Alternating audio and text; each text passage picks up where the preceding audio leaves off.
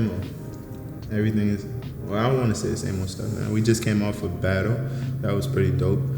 Shout out to all the people who was involved. Got a daughter on the way in March. That's big.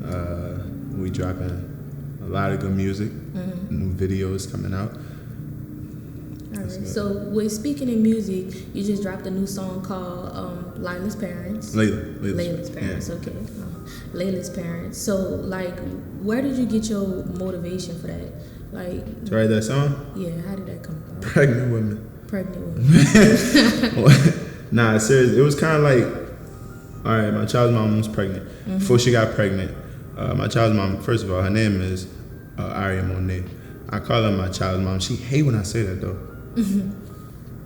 I call her my child's mom because I don't want to call her my baby mom. Right. But, yeah, before she got pregnant, we were, like, super close. We were, like, best friends, almost. And it kind of seemed like as we went into the months of her being pregnant, and, you know, both of us being first-time parents and stuff, like, we didn't really understand those emotions. Like, I know I didn't. Like, her dealing with having to cope through everything naturally. Gotcha. You know, and me having, you know, my friends, you know. Okay, so before we go too far into that, like, I want to get the understanding of who is Wilbert and who is Willie B. So explain to them for a second, like, who Willie B is, because of course we're gonna get the Wilbert. Willie B is an animal, son. It's a fucking, it's a monster, son. Like, he really is two different people from Wilbert, because it's like the person that people say Willie B is, and like arrogant. That'll be the first thing people say. One, I don't really get the chance to really kind of be people to people with a lot of times, because like I'll go perform and you know, a lot of times I'll be trying to get back home because I still deal with that I'm over cautious about a lot of stuff. Gotcha. So, you know, I'll go and perform and then, kind of like leave. But Wilbur's he kind of like Willie B, because before I was Willie B, I was Wilbur, and I was kind of like this same person. It's just kind of like Willie B took it a notch over and was like, he got that validation from the world that, you know, you could feel like that. You could feel like you that dude or whatever. So kind of got that confidence from the world early on. So that's Willie B, and Wilbur kind of just like now the family man, the dude who's realizing he's getting older, you know. So he's kind of like that person. Okay. So with that being said, now let's talk about your project that you just dropped, Laila's Parents, and because that kind of shows more of like the Wilbert, like it's completely different from all your other music. It's more personal. Like it's like I could kind of hear a little, like your pain in it, just a little bit, right. Not just a little bit, a lot. You know, like I hear you, right. Like I'm not just listening.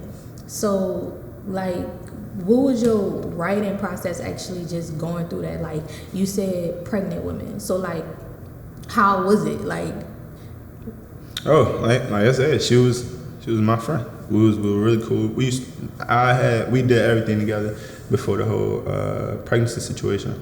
So kind of like I said, as the months went in, the hormone thing going on and us really not understanding them, and like, you know, her already dealing with her own situation, it kind of like, you know, that was a lot on a lot. So it's like we slowly start detaching. Like she slowly stopped being the person that I would, you know, run home to just to like tell about, you know, my day or something like that, you know, and it kind of started being like, let me smoke before I go in this house, right. You know, because I don't know how she gonna, you know, how she coming. And like, it wasn't 100% like her, you know, she could be having a good day, but from me coming off of 5 bad days, it's like, right. Fuck, I'm still mad. You know, you might be good today, but fuck, you've been a whole different person for these last 5 days, you know? Right. So that brings me to like one of the quotes that you said in your song. You said, the beef that we used to have, you know, could settle it with certain wines. Like, you know, like, what do you mean? Like, me, when I get that, it's kind of like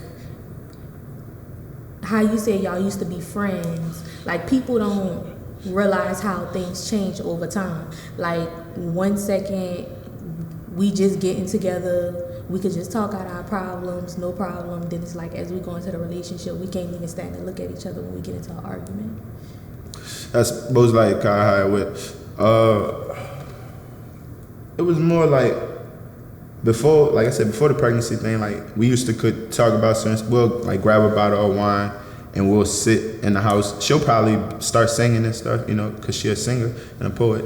So she'll probably start singing in the house. We drinking wine, listening to music, you know, and like whatever beef we probably had in the beginning of the day, like at that time, then we kind of like it's squashed and now we just in our regular vibe. But it's like when the pregnancy thing came in, like I said, about her having to take everything natural and can't drink, can't, you know, piff with me or nothing like that, couldn't do none of that. It was like, you know, she was dealing with everything she had to deal with naturally. And I couldn't understand her because I'm probably high already, you know, still in my same vibe, not having to sacrifice nothing, you know, for nothing. So sometimes I didn't understand. I'm high, I'm like, man, why are you with this, you know, fussing right now? Right. But she, like I said, dealing with her natural emotions from the pregnancy, you know, so. Okay. And like when you was writing it, like how did you think of it? Like was it like you was just sitting there and it just came to you, or you was feeling a certain type of way, or you was pissed off? Like how? It's crazy. The song kind of makes it seem like we were broken up at the time that I wrote the song, but she was actually in the room because we lived together at that time. So she was actually in the room. And one day I woke up and I had told her, I was like, yo, I'm gonna write a song for you and the baby. Mm-hmm. And I went in the living room one day. She was actually in another room when I was writing it. And I'm just listening to the beat. It's like, you know, give me a reason to love you. And I'm thinking about that and I'm like, you know, like she gave, with her having my kid, well, not yet, it's March. But, you know, with her being pregnant with my child, she giving me something that, you know, nobody has ever given me. You know? Right. There's only another person that has sacrificed something for me as strong as, you know, she will be soon, and that's my mom. Right. So, you know, okay. I ain't need much. Just to think about that and to listen to that and get that vibe, it was just like, you know.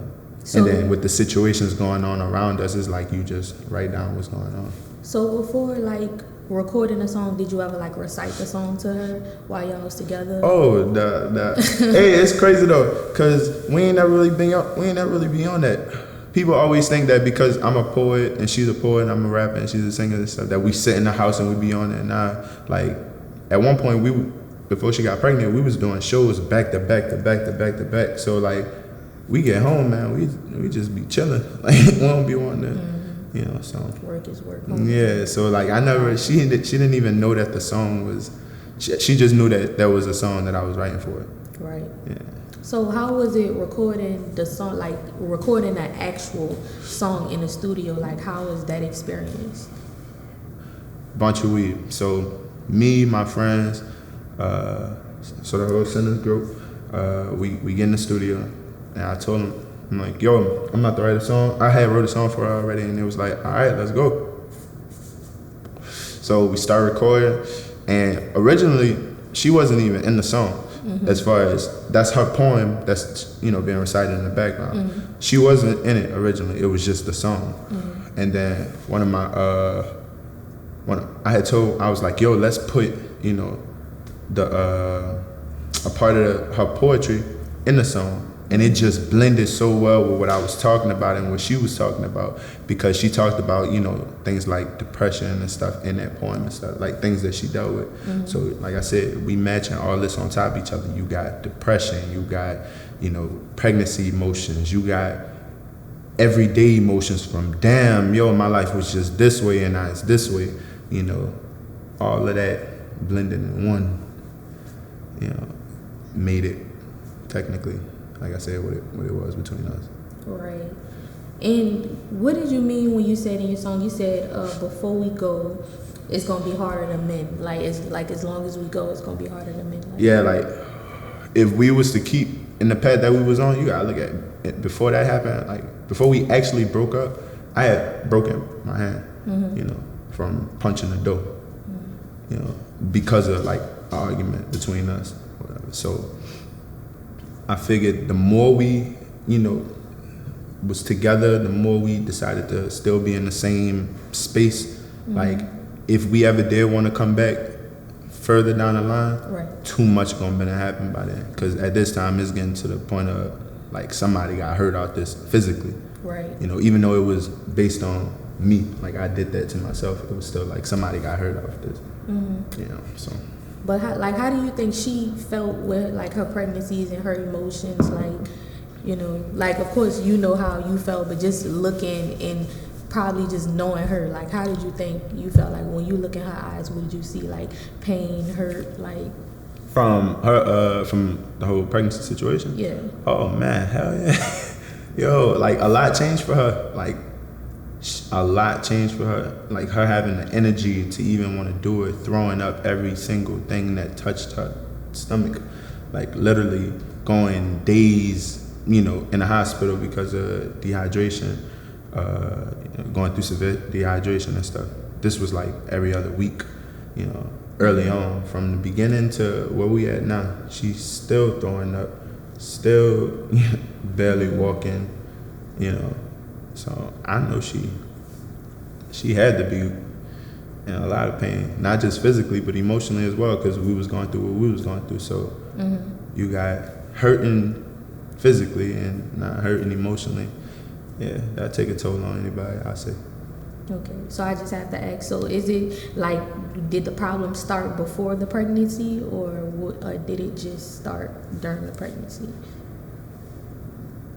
I would say all the way up until we can no longer share a blunt is when the problems really started.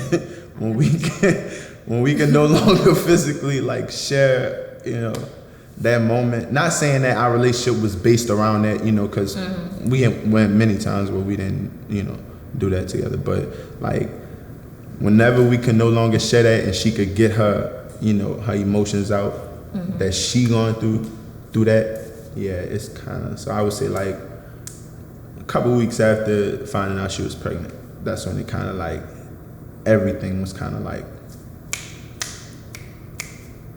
it just happened quick. Like, right. The reaction, I mean, the emotion change just happened quick. Okay.